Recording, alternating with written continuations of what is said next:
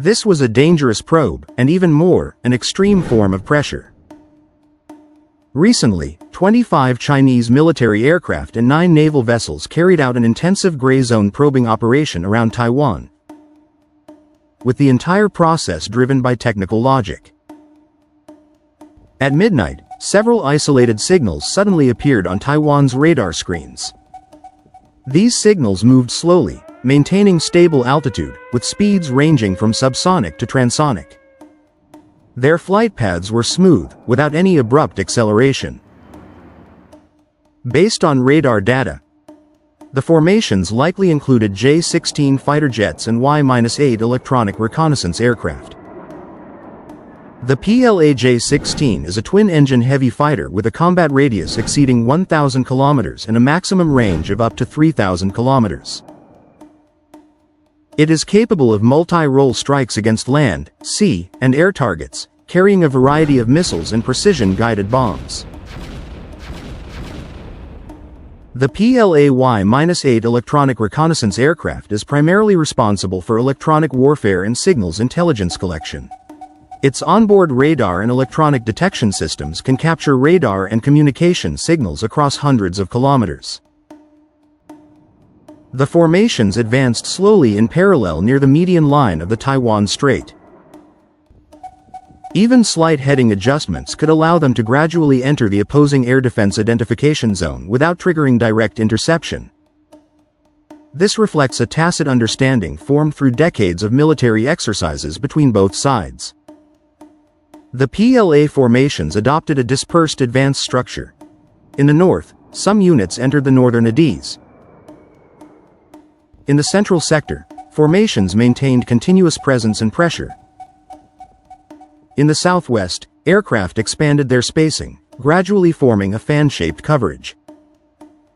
On radar, these tracks appeared like a stretched grid, with every point observing, recording, and probing. At this moment, Taiwan's air defense system was forced to activate. The first layer of defense consisted of ground-based radar, including the AN/MPQ-65 radar paired with the Patriot PAC-3 missile system. Under ideal conditions, this radar can detect fighter-sized targets at ranges exceeding 100 kilometers, capturing speed, altitude, and heading at high refresh rates to provide precise data for command decisions. Every radar refresh fully recorded the formation's movements, collecting data for future operational analysis and preparedness. As the aircraft crossed the median line, Taiwan's air defense warning system was triggered. Taiwan Air Force F-16V fighters scrambled immediately, climbing to operational altitude. The F-16V is equipped with the AN/APG-83 AESA radar, capable of locking multiple targets simultaneously and transmitting real-time data via datalink. The fighters established an aerial control posture but did not directly engage the formations. Instead, they maintained relative positions tens of kilometers away, adopting a shadow tracking tactic, continuously adjusting their position to respond to potential maneuvers while ensuring persistent surveillance and avoiding direct conflict. Meanwhile, the 9 PLA naval vessels were also active. They did not pursue aerial targets, but used shipborne radars to scan the airspace at low angles, filling gaps in ground radar coverage and forming a three-dimensional monitoring network. These radars can cover tens of kilometers and are effective against both low-altitude and surface targets.